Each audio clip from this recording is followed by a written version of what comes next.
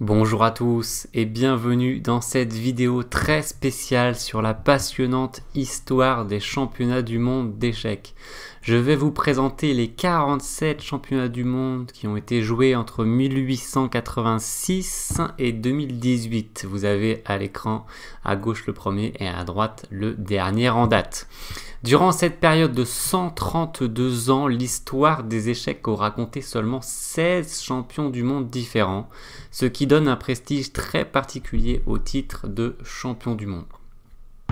Tous ces matchs ont été joués au format face-à-face entre deux joueurs, en plusieurs parties, au minimum 10 parties, souvent une vingtaine, parfois plus de 30 parties. Chaque match voyait s'affronter le champion en titre contre son challenger, ce dernier tentant de ravir la couronne mondiale. Pour chaque championnat, vous aurez la photo des deux joueurs. Pour vous présenter tout cela, je vais utiliser la page web que j'ai créée cette année en 2021 et dont je vous mets le lien dans la description.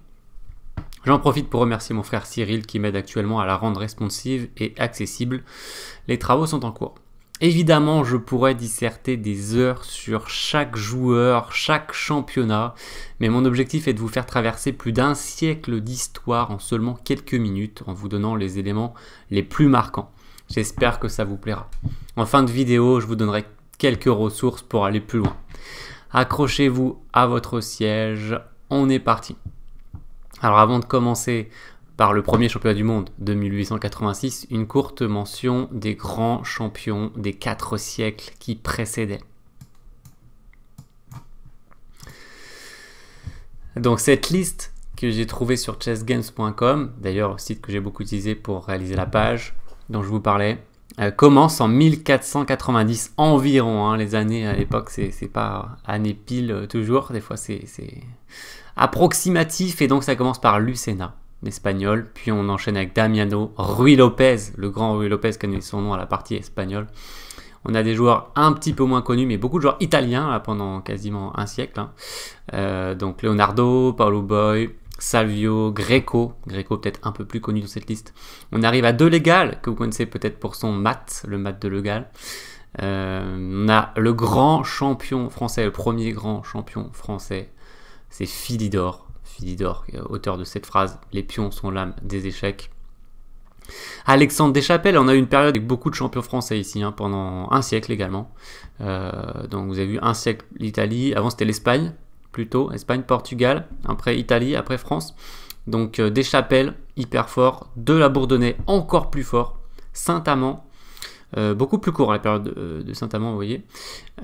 Staunton, l'anglais, qui ne voulut pas affronter Morphy, si je me rappelle bien.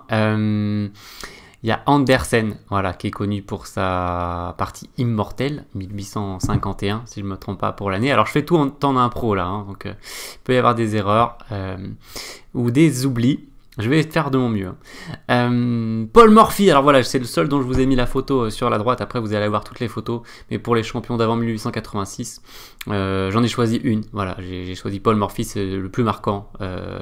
Finalement, sa période n'était pas très longue, mais il a tellement dominé tous ses adversaires, il les a tellement écrasés, on peut dire, qu'il était considéré comme encore le meilleur joueur du monde jusqu'au premier championnat du monde de 1886 par l'ensemble des observateurs. Andersen est repassé officieusement, tout ça est officieux, c'était avant qu'on ait le premier championnat du monde officiel.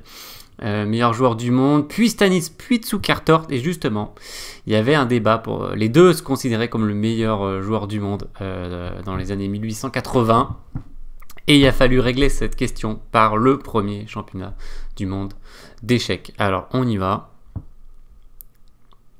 on va mettre à chaque fois, vous aurez la photo du champion et du vice-champion, et on commence par 1886, le tout premier championnat du monde, entre donc Stanis et Zukertort que vous avez en photo sur la droite.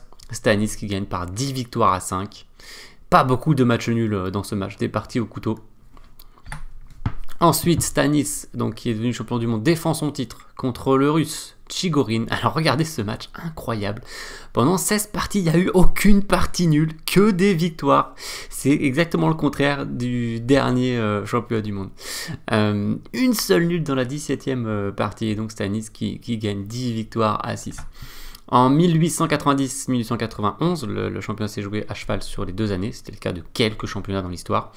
C'est Stanis qui prend le dessus sur Günzburg. Il gagne 6-4, donc c'était chaud, c'était serré. Il gagne 6 victoires à 4. Alors pour compter les scores des matchs, je prends toujours le nombre de victoires et je vous mets entre parenthèses les parties nulles, c'est plus clair. Stanic Chigorin, la revanche, et c'était bien chaud parce que Stanic gagne 10 victoires à 8, mais vous voyez qu'il a gagné les 2 dernières, 22 et 23, donc c'était 8-8 après 21 parties. Et ils ont fait un peu plus de nuls que la dernière fois, mais par exemple, on voit qu'entre la partie 10 et la partie 21, il n'y a eu que des gains. Des deux côtés, ils se rendaient coup pour coup. En 1894, on arrive à un changement de champion du monde. Le premier changement de champion du monde, c'est Emanuel Lasker qui prend la couronne à Wilhelm Stanitz, qui commence à être un peu âgé. Et il gagne 10 victoires à 5. Notamment avec une série de 5 victoires consécutives, vous voyez, entre les parties 7 et 11. Donc il était au-dessus, Lasker. Ils feront la revanche 2 ans plus tard, 1896, et là il n'y aura plus match. Il n'y aura plus match du tout, il y aura 10 victoires à 2 pour Lasker en seulement 17 parties. Voilà. Donc c'est la fin du règne de Stanitz définitivement. Alors, vous avez peut-être vu qu'il y a un gap de 11 ans. Et oui, à l'époque, il n'y avait pas une fédération pour organiser les matchs, c'est les champions qui décidaient qui ils affrontaient. Il y avait des joueurs qui leur lançaient des défis, et puis souvent, il fallait réunir une somme d'argent pour que le champion accepte de jouer. Ou alors, s'il n'était pas de bonne humeur, il pouvait décider de ne pas jouer. À moins que, voilà, il y ait un challenger qui se dessine vraiment, qui devienne plus légitime par ses victoires dans les tournois, et alors le champion était un peu obligé, devant la pression populaire finalement, parfois, de céder. Donc bien là, il va y avoir une série de matchs où Lasker va tout simplement écrabouiller ses adversaires. Grande domination. Alors si on parle des surnoms des champions du monde, Stanitz, le père des échecs modernes, et puis Lasker, on pourrait dire le psychologue. Lasker, on n'a pas vraiment de surnom, on pourrait dire le caméléon, parce qu'il s'adaptait au jeu de ses adversaires. Il met 8 victoires à 0 contre le malheureux Frank Marshall, pourtant un brillant joueur d'attaque américain, et qui a laissé son nom au fameux Gambit Marshall, même à 2 Gambit Marshall.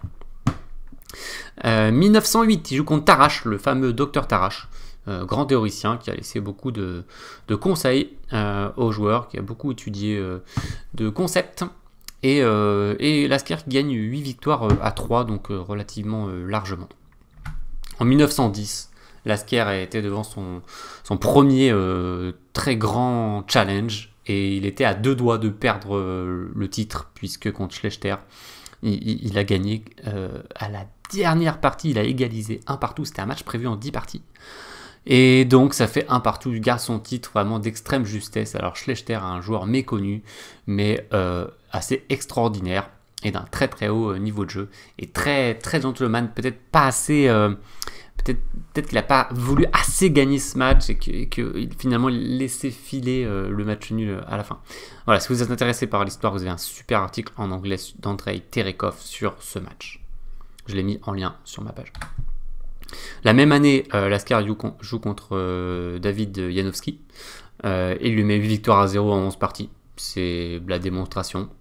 Voilà, Janowski qui était un fort joueur aussi, fort joueur d'attaque, mais il n'a pas existé dans ce match. Gap de 11 ans, bon, qui inclut la Première Guerre mondiale aussi. Et voilà, et là c'est la passation de pouvoir. C'est José Raúl Capablanca, surnommé la machine, la machine d'échecs humaine, qui prend le titre assez confortablement, mais vous avez vu que Lasker, il n'a pas lâché l'affaire quand même, avec beaucoup de parties nulles, et il a abandonné finalement après la 14e partie. Il y avait 4 victoires à 0 pour Capablanca. Eh bien Lasker reste le recordman en termes de durée. Il a gardé le titre pendant 27 ans. Je ne sais pas si ce record sera battu un jour. Donc Capablanca qui prend le titre, qu'il doit le défendre contre Alekhine. Alors là, on va changer de visionneuse parce que le match est plus long. Voilà. Donc Alekhine à la surprise générale, qui s'est hyper bien préparé pour ce match. Et alors que les commentateurs ne lui donnaient pas forcément beaucoup de chances de gagner parce que Capablanca impressionnait tout le monde. Mais il a réussi à gagner ce match 6 victoires à 3. C'était très très disputé. C'était le premier qui arrive à 6 victoires si je ne me trompe pas. Et il y a eu 34 parties. Donc c'est largement le plus long match de cette période. Après il va y avoir d'autres longs matchs qui vont s'enchaîner dans les années 30. Donc 25 parties nulles, ce match était très serré et la particularité c'est que pratiquement toutes les parties, sauf une ou deux, je crois, étaient des gambidam refusés d'ailleurs. Donc c'était dingue. Donc si vous voulez étudier le gambidam refusé, vous pouvez étudier ces parties-là. Donc Alekhine est le nouveau champion et joue contre Bogolyubov en 1929. Il gagne 11 victoires à 5. Le match est assez long, il dure 25 parties. Bogolyubov qui est le joueur qui a déclaré je gagne avec les blancs parce que j'ai les blancs, je gagne avec les noirs parce que je m'appelle Bogolyubov. Donc Alekhine qui n'avait pas vraiment de surnom. J'ai entendu le russe blanc en Russie, il était surnommé comme ça. Il faut savoir qu'Alekhine est devenu français ensuite au cours de sa carrière. Il a joué pour la France. Et puis il y a un surnom moins sympa que j'ai vu là, Alec Wine, parce que malheureusement il a des problèmes d'alcoolisme, Alekhine, et qui ont peut-être contribué à sa perte du titre contre Euve. Et à noter un livre de 2021 sur Alekhine, s'appelle La Diagonale d'Alekhine, d'Arthur Larue, si je ne m'abuse. Voilà. Donc il gagne 8 victoires à 3 contre son deuxième match contre Bogolyubov en 1934, 26 parties, match encore un peu plus long. Et puis on arrive sur un match en 30 parties ici entre Alekhine et Euve 1935, et je parlais de surprise tout à l'heure, bon là c'était la grande surprise, Max Euve, le Hollandais, qui réussit à battre Alekhine. Alors Euve, on peut le considérer comme le plus amateur de tous les champions du monde, parce que finalement c'était pas un joueur vraiment professionnel. Par la suite, il deviendra président de la Fédération internationale des échecs. Donc Euve, toujours très, très classe, un comportement très fair play. Donc il gagne 9 victoires à 8 ce match. C'est un peu la stupeur. Et si vous voulez avoir des détails sur ce match, eh bien, vous avez un autre article d'Andrei Terekov. Il y a aussi souvent des articles de Georges Berthola, j'en parlerai à la fin de cette vidéo. Notamment sur ce match, voilà, par exemple, revanche, vous avez un super article de Georges Berthola sur Europe Échec, qui est en accès libre. Donc, eh bien, à la revanche, là par contre, Alekhine, il a arrêté l'alcool et il s'est concentré beaucoup sur ce match. Et là, on a vu la différence de niveau entre les deux joueurs, puisque Alekhine qui a gagné largement ce match par 10 victoires à 10 victoires à 4. Voilà, donc il reprend le titre et alors, eh bien, il va le garder jusqu'à sa mort en 1946. Donc il y a aussi la Deuxième Guerre mondiale qui passe par là. D'ailleurs, Alekhine, pas mal d'histoires sur lui par rapport à la Deuxième Guerre mondiale, des histoires un peu troubles. Des très bons articles de Georges Berthola à ce sujet aussi, d'ailleurs à découvrir si c'est un sujet qui vous intéresse. Donc il n'y a plus de champion du monde et il faut organiser un nouveau championnat du monde pour savoir qui va être le champion du monde. Et là, c'est la Fédération internationale qui prend la main pour la première fois dans l'histoire des échecs et qui organise un tournoi à 5 joueurs. Il y avait aussi Fine, je crois, qui était prévu dans ce tournoi, si je ne fais pas d'erreur. Dès que je fais une petite erreur, n'hésitez pas à mettre dans les commentaires pour corriger. J'aime bien être précis, mais voilà, là je fais tout de tête, donc je peux facilement commettre une erreur. Donc Botvinnik qui gagne ce tournoi avec 14 points, donc assez largement. Donc c'est 14 sur 20, voilà, si je ne me trompe pas, oui, tout à fait. Ils ont joué 5 fois contre chacun des autres joueurs. Donc ils gagnent devant Smyslov. Donc Smyslov qui fait son apparition en tant que vice-champion du monde, Reshevsky et qui reste égalité, et Max Euve, l'ancien champion du monde, qui était par contre décroché ici. Donc Mikhail Botvinnik qui sera surnommé le patriarche, ou aussi des fois l'ingénieur des échecs. Donc là, il défend son titre une première fois contre Bronstein, David Bronstein, joueur très créatif.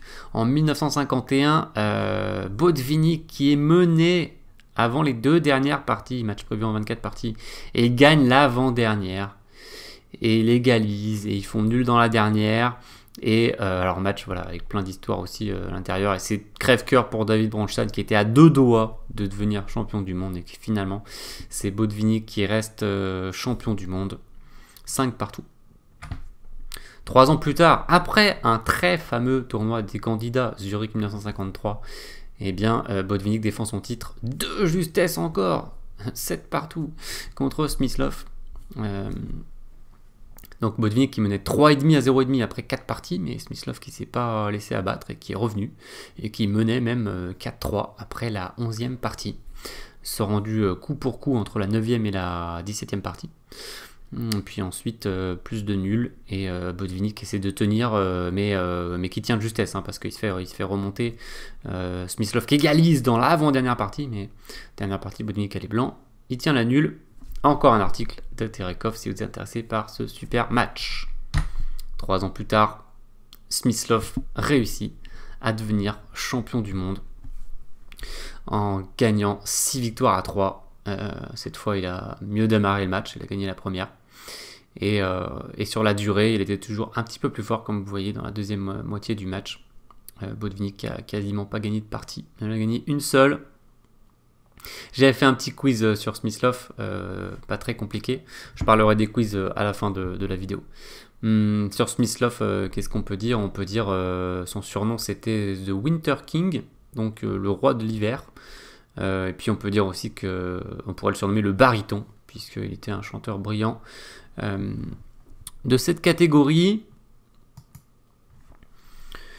il va reperdre le titre l'année suivante. C'est le match revanche. C'est une clause qui était organisée par la Fédération internationale. Si le champion du monde perd le titre, il a le droit à une revanche. Et bien Botvinnik, qui a étudié, voilà, c'était une caractéristique d'étudier le jeu de ses adversaires, et il s'est trouvé les failles, et là il a étudié le jeu de Smyslov, il a trouvé des brèches, et il s'est engouffré dedans, et il a gagné les 3 premières parties de ce match.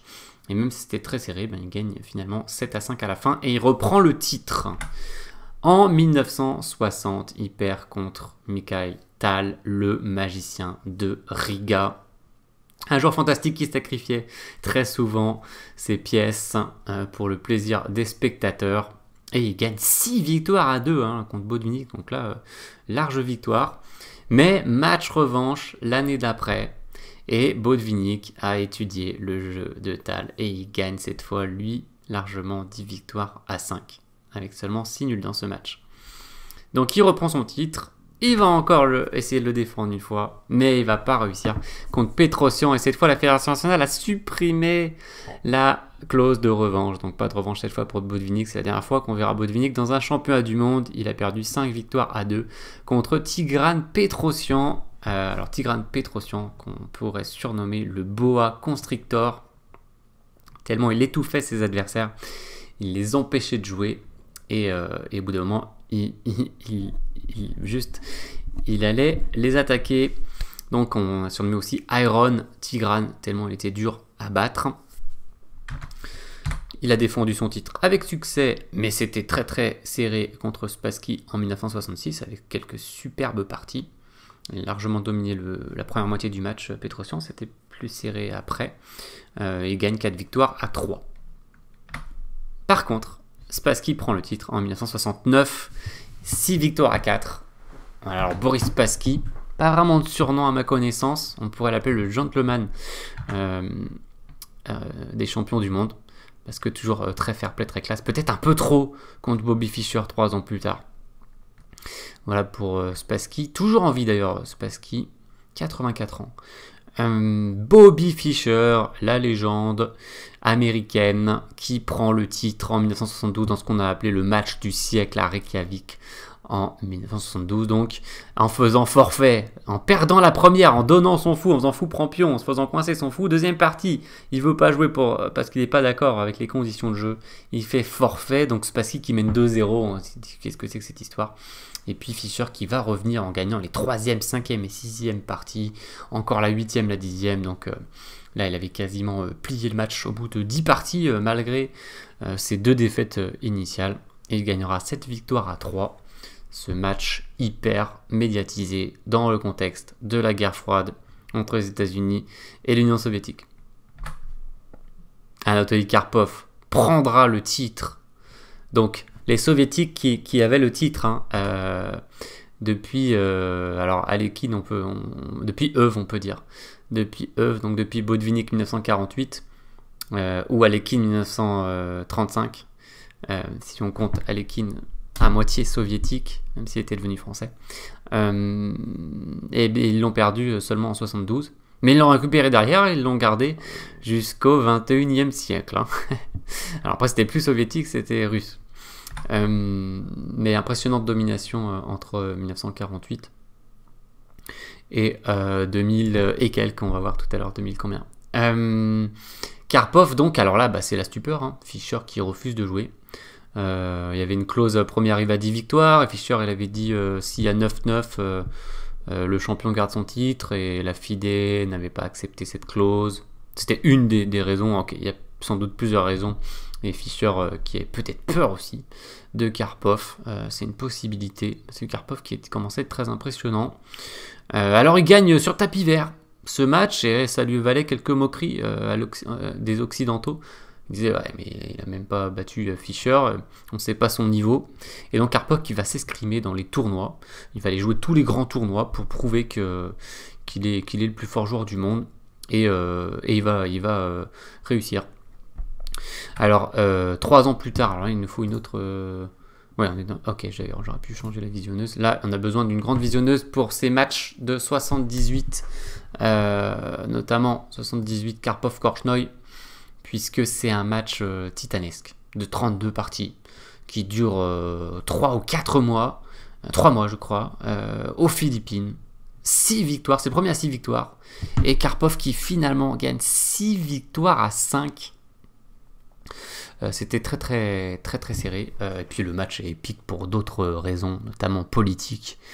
Korchnoi qui était dissident soviétique, qui s'est exilé en Suisse à cette époque-là, et donc Karpov qui avait le soutien de tout le régime soviétique, donc plein de secondants. Bon, voilà, on pourrait parler des heures de ce match. Karpov-Korchnoi, la revanche, 3 ans plus tard, en 1981. À partir de là, les matchs sont tous les 3 ans. Enfin, en tout cas, c'est un souhait, vous avez vu, hein, ça dure pratiquement depuis 1951. C'est assez bien réglé, tous les 3 ans, championnat du monde.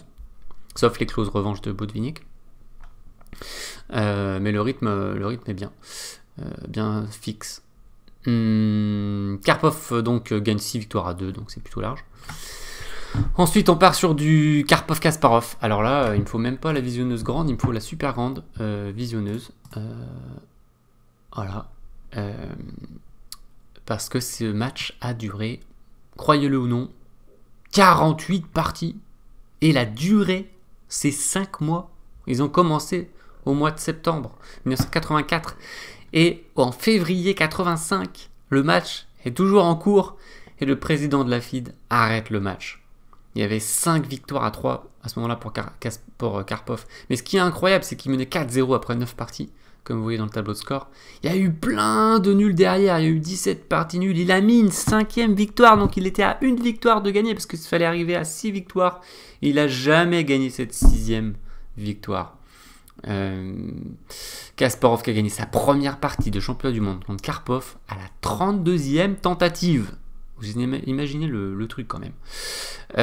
Derrière, ils ont refait plein de parties nulles, puis Kasparov a gagné les 47e et 48e parties.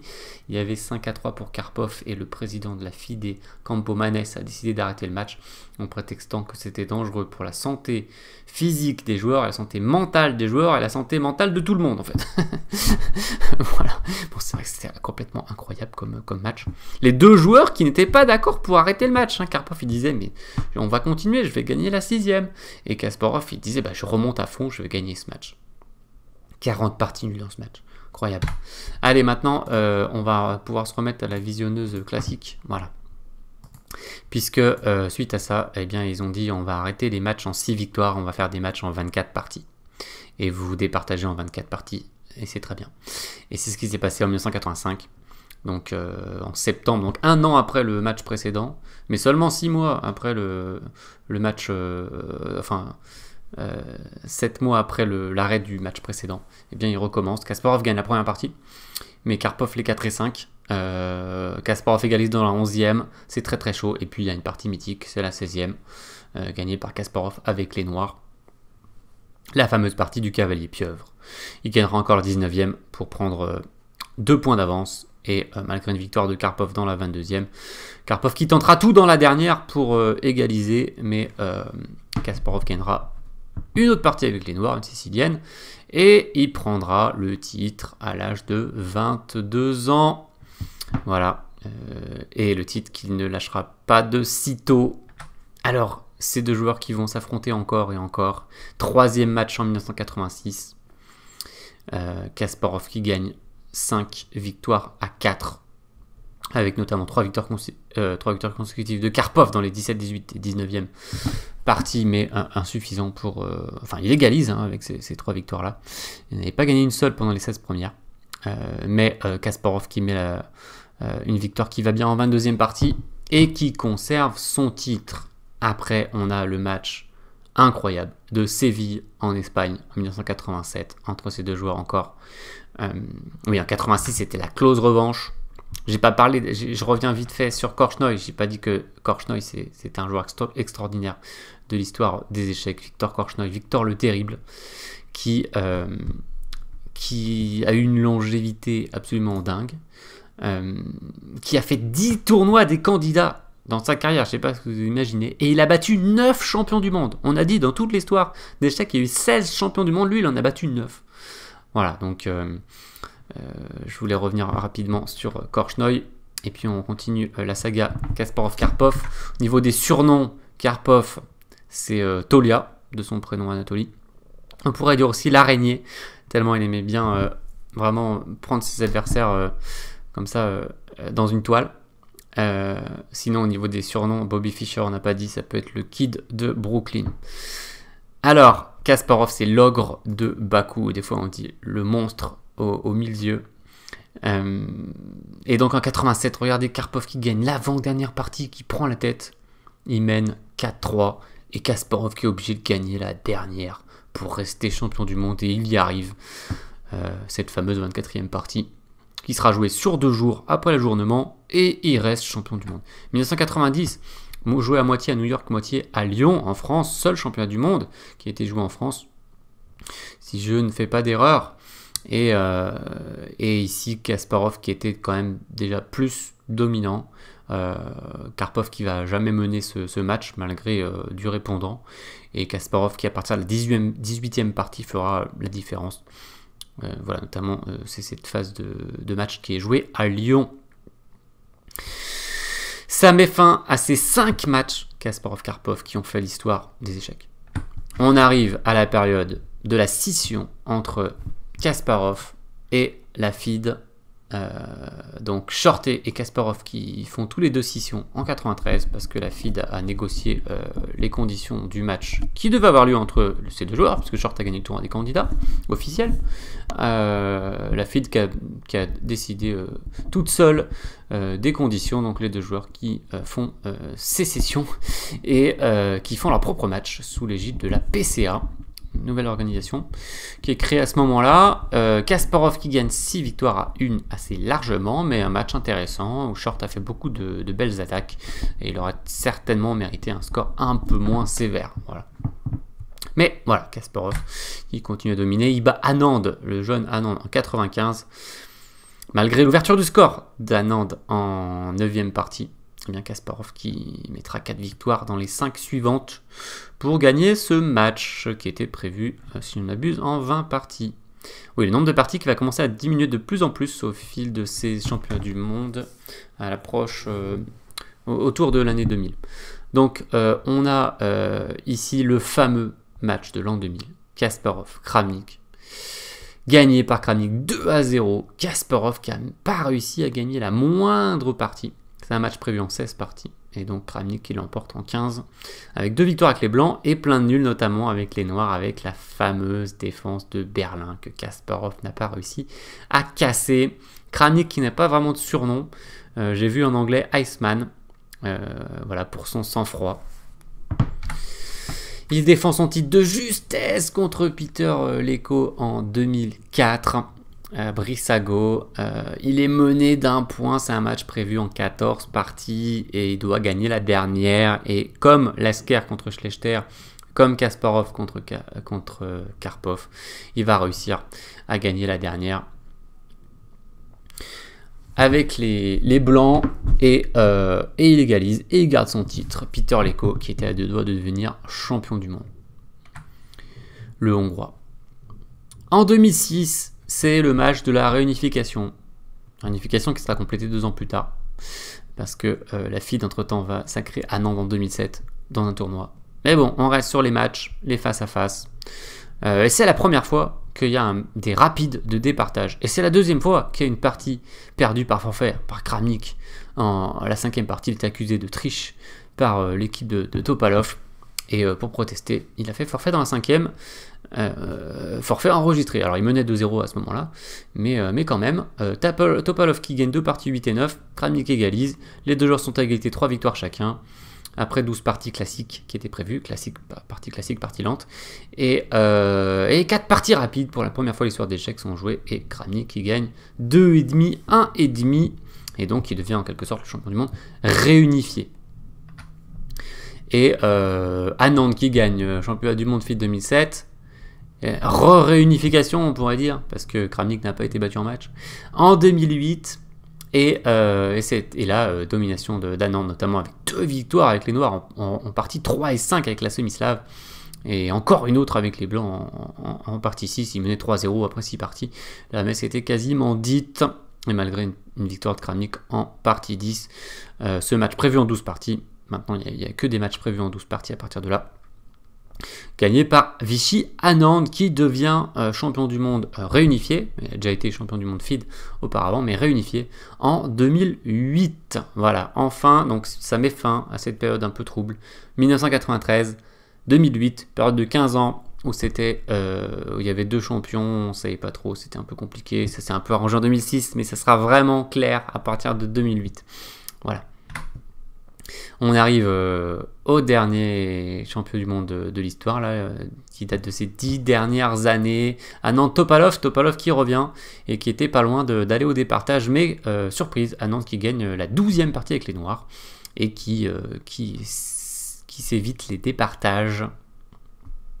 Même si on sait qu'Anand est un joueur reconnu pour son jeu en rapide, la qualité de son jeu en rapide. Donc Anand qui reste champion du monde, il va jouer contre Gelfand, il va encore défendre son titre, ce sera très serré. Boris Gelfand qui va faire un partout, qui a ouvert le score dans ce match, il va faire un partout, et puis ça va jouer au rapide, et Anand qui fera 3 nuls et 1 victoire en rapide, donc il reste encore champion du monde.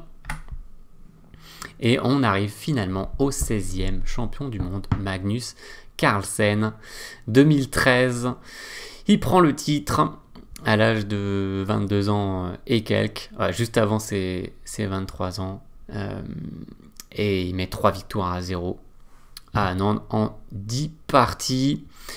Voilà, Anand qui va regagner les candidats et qui va refaire un match contre Carlsen. Il gagnera la 3e partie de ce match revanche, on peut dire, enfin pas revanche, mais 2e match.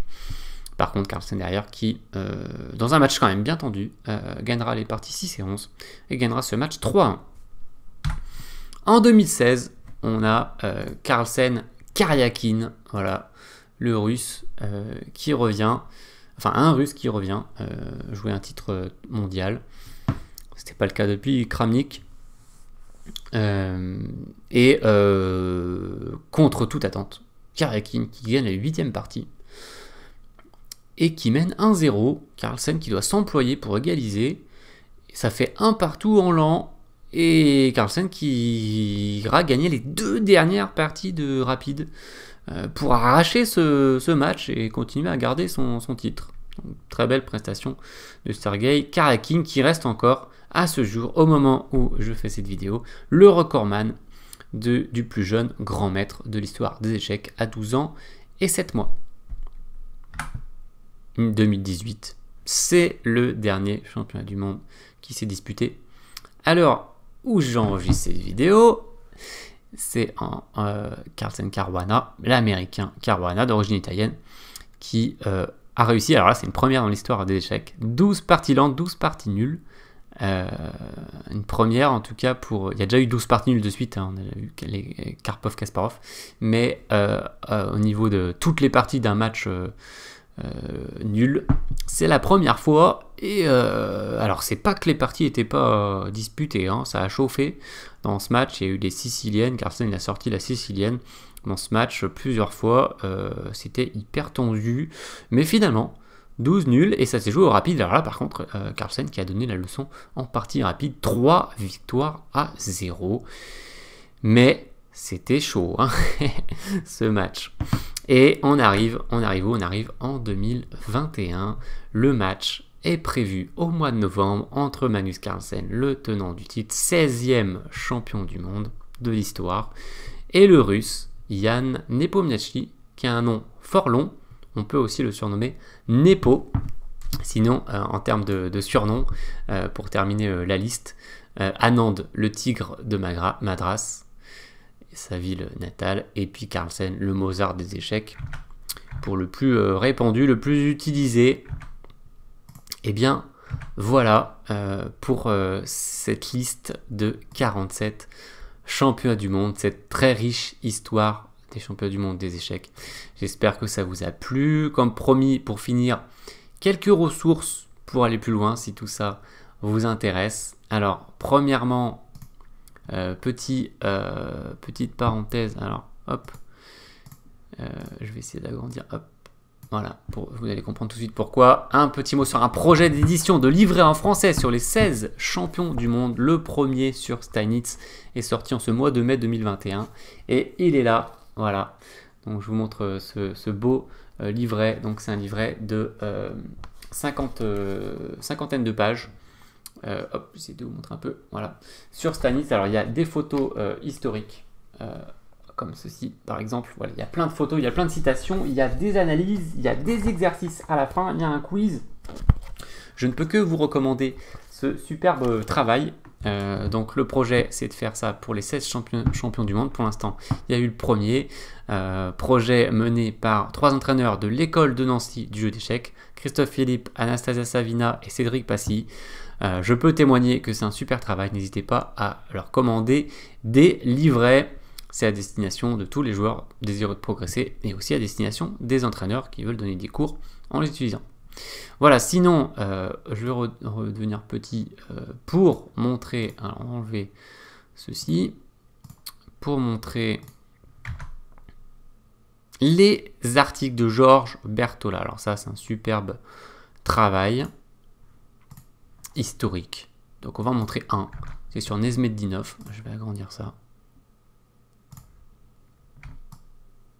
Voilà. Sur Nesmedinov, l'idole de Tal. Donc je vous montre juste à quoi ça ressemble un article historique de Georges Berthollat sur Europe Échecs. Donc on va défiler juste. Voilà, donc vous avez des illustrations, vous avez des parties commentées avec donc Tal commente par exemple ici. Vous avez quelques diagrammes, vous avez des commentaires et vous avez des photos, vous avez des textes, des histoires, on reprend une petite partie commentée. On avance tranquillement, vous inquiétez pas, c'est pas la fin de l'article, ça continue. On avance, petit match contre Tchernikov très connu. On continue. Allez, une autre partie commentée par Nesmedinov.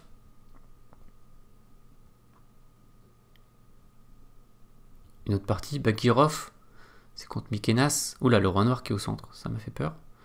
Voilà, Nesmedinov. Allez, petite dernière pour la route. Des livres, et voilà. Donc c'est la classe ou pas? Et donc c'est voilà, c'est des super articles de Georges Berthollat. Et alors, et bien voilà, par exemple, quelques articles si on prend la liste. Donc Georgiou, Fischer Making, il y a Fischer Taimanov, vous avez Polugaevski, Tal, le pianiste des échecs, donc Taimanov, Smyslov Fischer, etc. Vous avez 5 pages d'articles. J'ai envie de dire juste régalez-vous quoi. Voilà. Sinon, je fais aussi une série vidéo, série flashback. Alors, là, il y a quelques vidéos qui sont accessibles. Voilà, comme en ce moment, c'est le mythique tournoi de l'INRS 94. qui sont publiques, sinon les autres elles sont réservées aux abonnés. Voilà, donc je les mentionne parce que c'est typiquement dans cette idée de partie de l'histoire, de grandes parties ou de grands championnats ou de grands joueurs de l'histoire des échecs.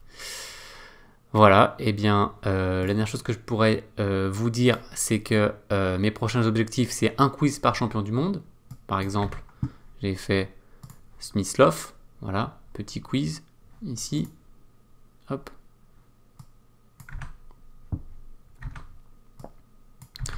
Et ensuite, petite biographie avec les réponses à l'intérieur. Donc mon but, c'est de faire ça pour les 16 champions du monde.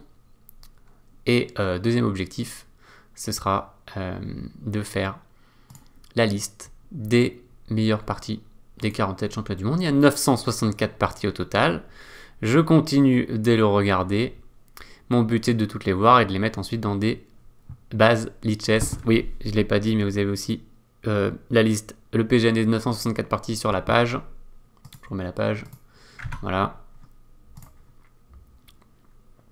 Vous avez le PGN et vous avez des liens et vous avez les championnats. Voilà. Et à chaque fois, vous avez une study Lichess et la page Chess Games. Et vous pouvez cliquer sur les numéros de parties aussi pour accéder directement aux parties. Pour le coup, sur le site Chess Games. Et bien voilà pour cette vidéo. Je voulais pas faire trop long. J'espère que ça reste raisonnable. Cette vidéo hors série est terminée. J'espère qu'elle vous a plu. Si c'est le cas, n'hésitez pas à mettre un pouce bleu, un commentaire et à la partager. Et si vous voulez soutenir la chaîne plus concrètement, vous avez un lien Tipeee dans la description. Merci de votre écoute. Prenez soin de vous et je vous dis à bientôt. Au revoir.